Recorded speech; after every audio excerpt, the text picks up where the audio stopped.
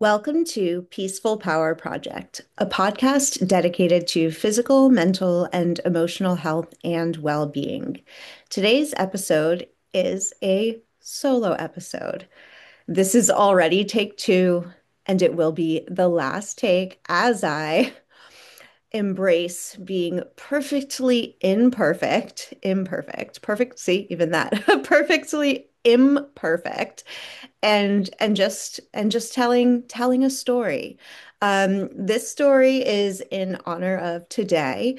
You're likely listening to this someday in the future. Um, Unless you're just sitting and waiting for the next episode to be released. It is October 20th, 2025, and it is my runiversary. Now, I have chosen to note my first run jog. Not sure if there are like legitimate or like standard. This is the pace of a run. This is a pace of a jog. If that's the case, I'm a jogger, not a runner, but we'll just I'm a run. We'll just go with running for this. But this is the day in 2019, so October 20th, 2019, I was 40 and a half years old, and I completed my first ever mile of consistent run jogging. And I do believe I've tried to reflect and go back. I do not recall any type of like childhood, elementary, adolescent, like through like high school, no like required mile. I don't know how I like got away. I could actually think of some ways that I may have gotten around that. Um, because I would avoid this running at all costs up until this 40 and a half years old. So I was one of those cliche or the thing you hear people say like I wouldn't run unless someone was chasing me. Well, that was legit. That was me. That was me. That was me. And so I don't know if I had to do a mile, I'm sure I figured a way to not do it. And then from seventh grade to senior year, I was in an arts magnet school, and now the arts and athletics do marry beautifully, but in our school, it just at that time, I think since then, they probably have strong everything, but we had strong academics and arts, and we did not have a sport focus or an athletic focus. But I think now it's a different story. I think they're just great at everything, the school I went to. So anyway, this date was my first mile. And so yes, that means my running journey began a bit before that because I was working up to this mile. Believe me, I was working up to this mile. And if you go on my Facebook, I'm going to share that like memories post. And it talks about this mile, like how I had like to give myself like so much self-talk that I could like get through this. And it's such a remarkable thing to read every year. I mean, social media, for what it is, like there are many things that are very frustrating, especially as like a parent. But I will say, and there's also negative, like hard things about looking at the memories, but this is one of my favorites when it pops up because it's like I have like a precious or like a just my heart gets, I don't know, huge for this person, this 40 and a half year old person who is so like had to self-talk through completing a mile. And it is a big deal actually, because prior to that day, I had never done such a thing. And now this like 5 year anniversary later, it's like beautiful to look back because I'm at a different place because it's something that I stayed consistent with. And I stayed consistent not because I loved running. I hated it for one complete year. And if you've listened to my podcasts, I don't know when and where I've mentioned it, maybe in some of the episodes that were like my first marathon or my first ultra. Like I may have shared a bit of this story. Maybe there's even an episode, so apologies if it's redundant, but um like oh, why did I just completely lost my train of thought? Just that maybe some of this is like not new to you. Um, oh yeah, just what I've done since then. Oh, consistency. Yes, there we go. I hated it for the first full year. That's where I was with my thought. Absolutely hated it during. And the after was this like other otherworldly. And I don't think it was, I think runner's high, you're actually supposed to like feel it during the run. I don't know. But it was this post-run like awe, like complete awe at like what I had done. Even in those like just a mile that I can say like 5 years later, I was in awe of myself. I couldn't believe that I moved not only like physically through this practice of running, but more than that, mentally. Like reading that Facebook where I'm just like, I had so much self-talk to get through that mile. Um, and so many of the runs, I'm going to probably say like majority of my runs, because I still don't feel like I enter flow state. I don't know. I hear like elite or like people who are faster like runners talking about like a flow state, but I'm very much in like a healing process with my mind to this day, 5 years later. And that's why I stayed consistent with it. It wasn't because I felt great. Again, I hated each like minute of each run for 1 year. Year two, I didn't hate it all the time. I probably wouldn't have stayed with it if I hated it all the time for more than a year, but still, a year is a long time to stick with something that you don't really like. Um, so why did I start? Why did I start then? What a strange age. Rewind slightly. When I was 39, I had both girls. I was a like a later mom. I had the girls at 36 and 37, so I had little ones at 39 and I was like, "Oh, 40," which is so funny. I just have such a different relationship with age and numbers and everything now, but I was like 40 and I was like, I want to feel um like I'm growing better, not growing older. I don't know how that sounds, but I still actually I still subscribe to that as I age, as if you're watching this on any format, as my wrinkles deepen because I don't do the things to disappear my wrinkles, um, like I don't want to focus on the things that you like lose with age. I want to gain each year. And maybe one day it won't be like athletic. Right now it is because I'm more in shape or well, obviously I'm a better runner than I was 5 years, 6 years ago because I didn't run.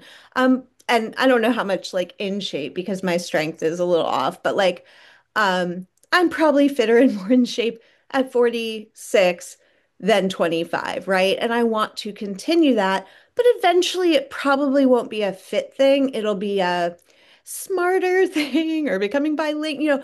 I want a constant sense of like deepening my life as I get older. As my wrinkles get deeper, I want to deepen my life, the richness of my life. So that was it. It was like 39. I'm like, I'm gonna be 40. I want to grow stronger. I want to grow better rather than just grow older. I have to grow older. It's inevitable, right? So I started working out at a gym called Kaizen, which again I share about a lot in these um podcasts where I talk about things related to fitness because it to this day, I got chills right now, and probably gonna cry a little bit, but the 2 years, and this is like a true gift, like a true blessing.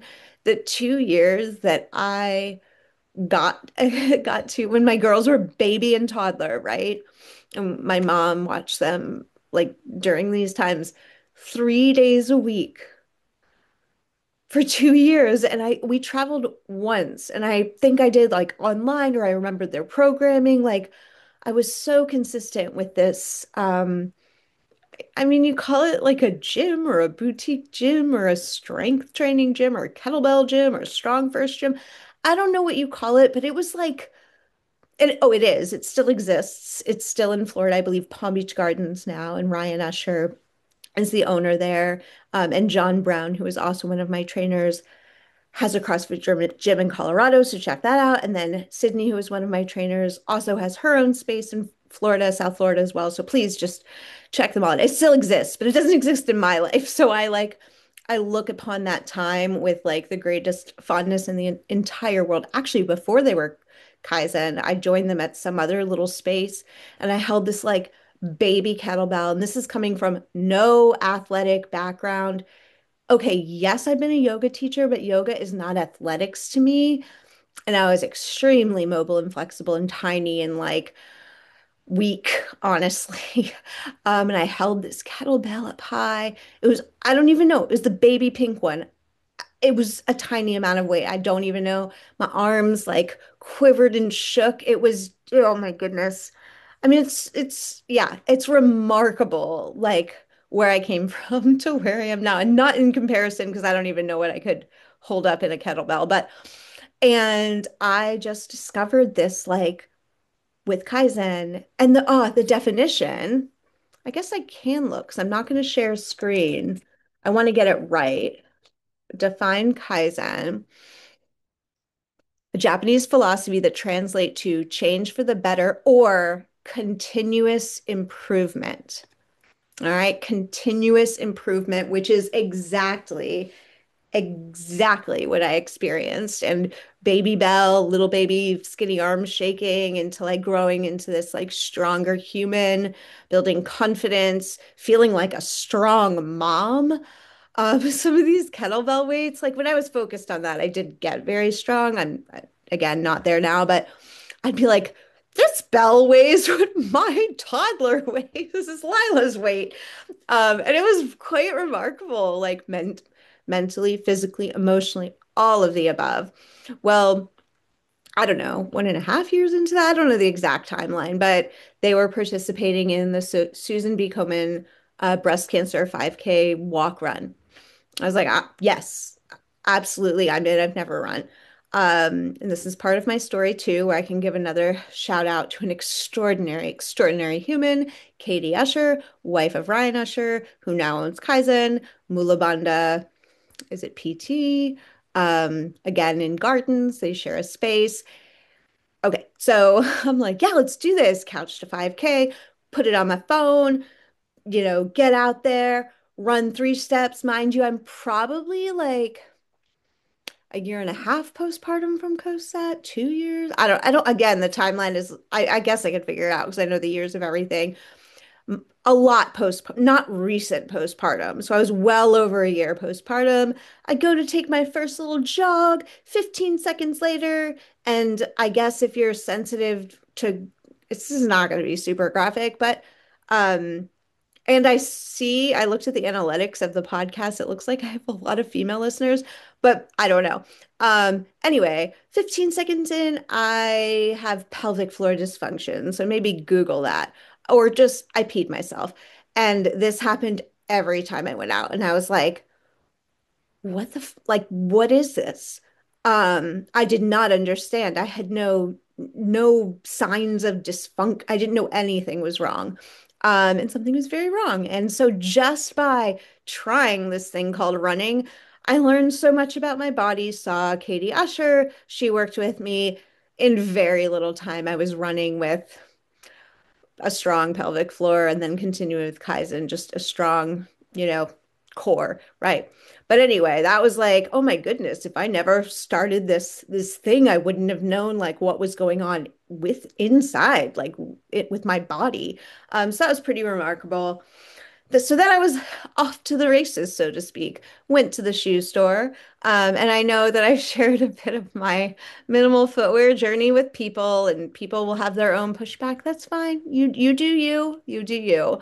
Um, and I went to the shoe store. They fit me, and I'll leave brand names out of it. But for me, when I look at this shoe, it reminds me of when I used to go to like raves in high school. So like they just look like platforms to me. I cannot understand now actually how people run in them, but they look like platforms. And they've gotten like even crazier since like I was fitted. And I didn't get like the giant ones, but I bought the shoes that are at the store. And then I went off and kept with my couch to 5K. And I thought when you run, the feeling, I did not know about RPE, rate of perceived exertion. I thought you just running, what I thought from, I don't know, movies, no idea. But in my mind, it was feel like you're going to die. I just thought your heart was supposed to be like pounding out of your chest, and the next minute you're just gonna die. Like, I thought you needed to feel that way the entire time. Yes, I was going to a gym. Yes, I had these incredible strength coaches. I didn't really ask them about running. They're brilliant. I'm sure they would, well, they ended up telling me some things, but like I just went my own like learning thing and all the learning curves. So the date of the Susan B. Komen was X amount of months away. So I just started running every run. I was faster than I am to this day. Because I always felt like dying. My first 5K was the fastest I've still ever run to this day, 5 years later. I just ran my heart out. I followed this lady who was like fast and I didn't stop. And then I felt like I was gonna like be sick at the end. I kept doing that. So I did. So before my goal race, which is now what you call it, right? Or what I call it, before my goal race, I did one 5K, I did another 5K, then I did a 10K, and then I was injured. I blew out my ankle. I don't know what it was. It was clearly an overuse injury, but my ankle blew up. I did not do anything acute, like I didn't roll it. I don't know. It was angry and it showed me it was angry. And I went to a foot doctor and they were like, you can't do anything. I did not even get permission to walk the Susan B. Komen 5K, which is like, was heartbreaking, heartbreaking. I had raised funds and I mean, I'm glad the funds went to the organization, but wow, that was really rough. And at Kaizen, we lift heavy and we lift barefoot. So both of my coaches, I don't remember who said it first, um, said like, so you work out barefoot. You basically walk around South Florida barefoot. I'm like the mom who like can't get mad if their kids forget their shoes because I never have any shoes. So why are you running in platforms? Ah, oh my goodness. Shook my world, shook my world. So I went to not barefoot shoes, but I my cushion went from I don't even know what a cushion shoe is, like 33 to 35 millimeters of stack height to a 22. The I'll say my I won't diss other brands, but the brand was Ultra Escalante Racer, which sat at about 22 millimeters stack height. And then I actually, so I wasn't actually barefoot all the time. I bought Earth Runners, which are like to the ground. They just make sure like you're not stepping on dog poop and nails on the ground. So I entered into a minimal footwear. I focused a lot on my foot strength. I believe, like Ryan noted, that I'm someone like one of the only people he's seen actually build arches because I naturally pronate and have flat feet. And so this was something I was really proud of, and it slowed down my running a lot. But in slowing down my running, yeah, I was slower, but I didn't feel like I was gonna die. I actually felt like it was still hard. I still think running feels hard, to be honest, but like it like didn't feel bad. So it was less, it just sucked less. Like it was easy, like going slower, which is easy, like felt easier, which made it more enjoyable. And that was like kind of all she wrote with that journey from my start and my learning curve and everything. I did find an incredible coach, Athena Farias, who is a run specific coach. We work virtually together, and she got me to my first marathon, my second marathon, third marathon, fourth marathon, and my ultra. So she's just like changed my world. Working with a coach is incredible. So, what do I want to say to that? Like, I want to, I want to start like running person. And again, I need to say that even though I choose to honor the completion of my first mile as my run anniversary, it did begin like a month to maybe even more months prior of the walk run, of the before I could amaze myself getting through 1 mile. Sorry, I need like a moment. Before I amazed myself getting through the smile, I had to get through 30 seconds. So now I'm just speaking to like the run curious people. That's how I began. Like I went a little crazy like afterwards, but to get to that mile, that's why I was like so shocked I could make it through as I was. 30 seconds on, 2 minutes off, 30 seconds on, 2 minutes off.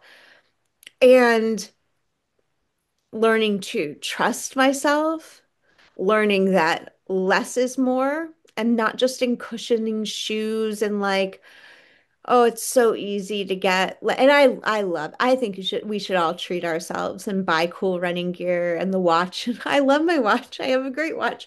I have great shoes, right? But also like less is totally more. Like I don't look at my watch during my run. I use it as reflective data. But when I'm out there, it's just me, my breath, my body, the like a minimal amount of cushioning that I need personally to feel comfortable, which is between 15 and 22 millimeters of cushion. Um, and I don't know, just nothing fancy. And truly, like, and also in terms of like alignment and posture and all of those things, also trusting that. Oh, yeah, that brings me up. When I like read certain things like lean this and do this and that only like and I might get some pushback here, but like your body is so wise. And yes, there might be some weaknesses that you need to work on. That's why it's great to have a coach, right?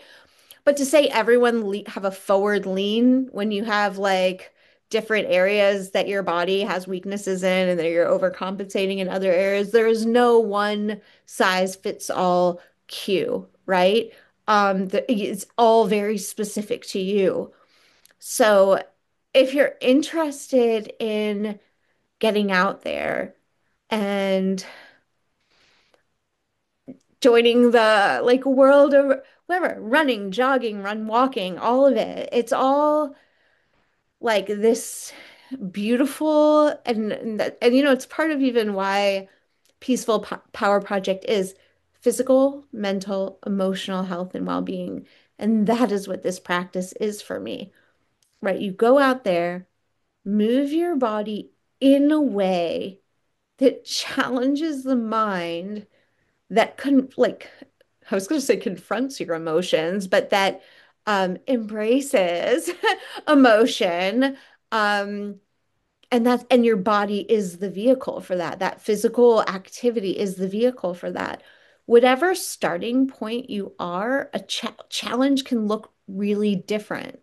So for me, like a walk was okay. I was already strength training at that time and my cardio fitness was fine. For some people, getting up there, getting out there, getting up and out there for a walk is is a huge and remarkable step, right? So starting like the first step, as I say this a lot, the first step begins by taking the first step. If if a walk seems like an insurmountable activity for physical reasons, for emotional reasons, for mental reasons, then the first step begins with I'm not going to curse because it makes like the podcast do, is the blank is the first step begins with the freaking first step. You just take a step, right? And with that step, you build confidence. You're consistent. You're like, oh, I can take a step. I can take 2 steps. I can take 3 steps. There is no step too small. The garage door is opening right now. So I'm sorry if that's coming through in the podcast, but perfectly imperfect, here to share my story, my experience, my celebration of body, of mind, of emotion, and also here to speak of anyone who's like interested in that first step. And just please know that you can reach out to me if this is like something you're curious about, just for conversation, honestly. Um, and what have I, and yeah, so it's not about like the end result it's really about the process, right? The power is in the process. That said, I would like to share some cool stuff in the past 5 years of running. Since my first mile, I have completed 4 marathons. So slow. So slow. I've done some 5Ks and different things, but I like distance and I like slow, but I'm trying to get a little faster because I don't know, you enjoy more of the party if you go a little faster, but I am like but I've done 4 marathons and participate and completed one ultra marathon distance. It was a 12-hour event, 36.9 miles. So if you want to go in there and like see how slow that was too. But thousands of miles, hundreds, if not thousands of deer photographs. The birds, the butterflies, Mother Nature, many temperatures, running in South Florida, running in Tennessee, running in New York. Oh my goodness. I lived in New York for 10 years and was not a runner. I went back on a work trip a year ago. Oh, that could be. I mean, I don't necessarily believe like regrets are very helpful, but wow. During my like 5 day work trip, Central Park, the Brooklyn Bridge, getting up so early and like running through Times Square, running past the Empire State Building. Oh my gosh. Yeah, I mean, it was great to experience New York as a runner. I wasn't a runner for the decade I lived there. A yoga teacher, yoga studio owner. So yeah, if you live there, that's amazing. Like that's amazing. And still I don't like big crowds. Like big marathons don't interest me. However, I will say I will do one day. I don't know how I'll manage it, but one day I will complete the New York City Marathon. And the reason is New York is such an important place to me. I um began my recovery there. I met my husband there. I got married there. I had my daughter. My first daughter was born there. And so, yeah, the New York City Marathon is definitely like the only big one I really want to do. Um, but anyway, I think I'll wrap up with that. I hope that that was a celebration and a story. Um, and again, I just want to speak to those who, and oh, sorry, I'm not done. Run community. So I have been afraid of running with other people for the entire time that I've been running. Um, Judgment, I'm slow, like all the, I don't know, all the negative self-talk that I don't necessarily want to participate in right now. But I had all these reasons. And everyone, everyone's better and blah, I don't, so many, so many. Um, Only since moving to a brand new place with no friends, or I have one friend, or I have more friends now. I had one friend. So Tina, I love you.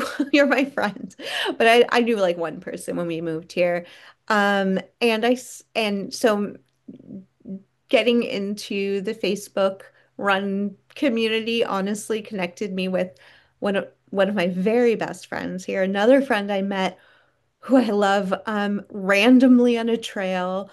And then the Franklin Roadrunners locally. I have so many after school activity obligations that I can rarely get out with this group, but wow, what an inclusive group of runners, joggers, walkers, movers. I didn't think a thing like this existed.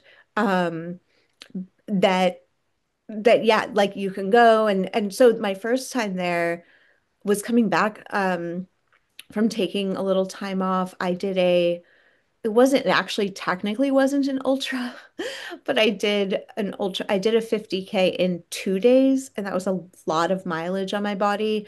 So afterwards I took time off. And I went back and I'd been run walking, just building back up to it. And I met this incredible person and we ended up just together chatting the whole time. And she ended up knowing a lot of my like New York yoga student friends that she knew through theater. It was so cool.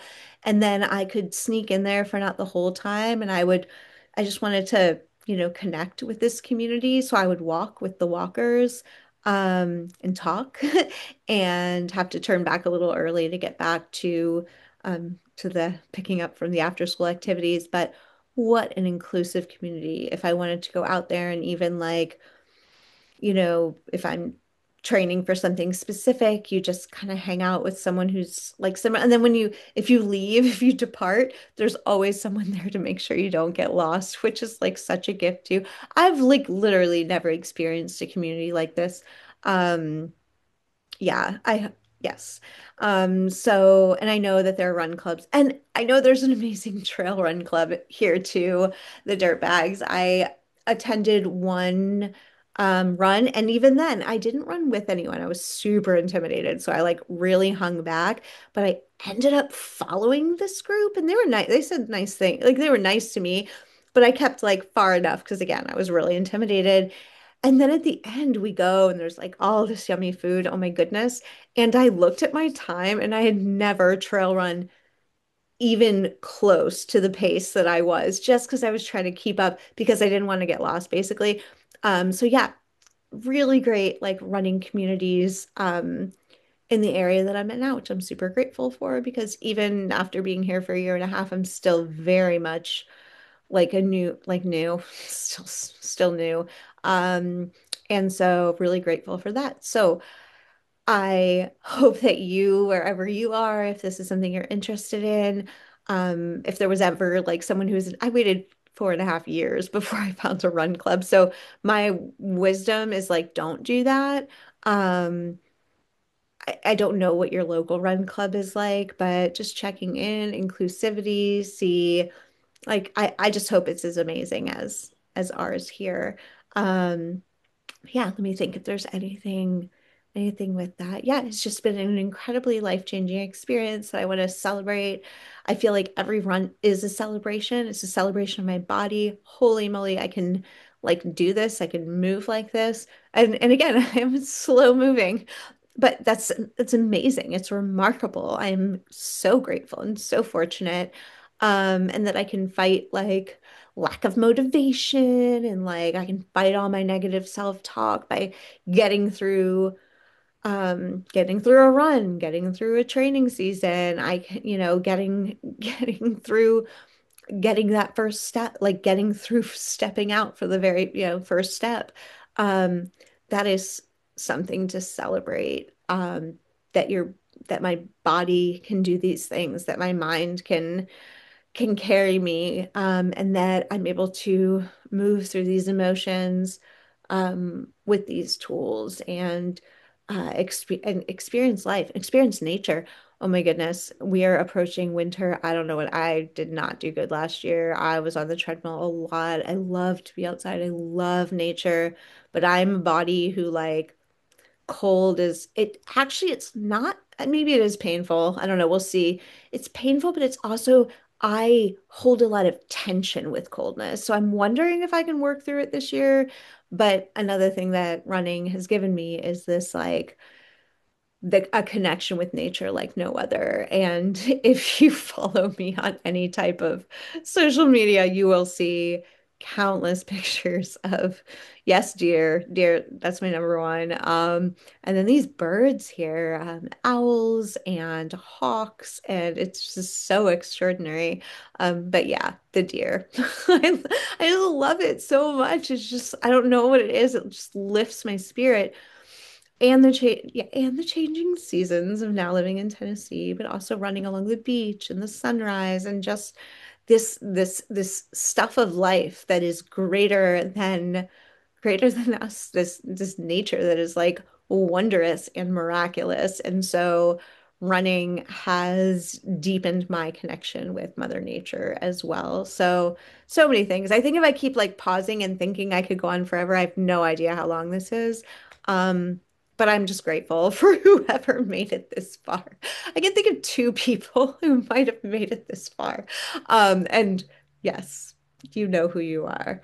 But to you and to everyone, wishing you peace, power, and presence today.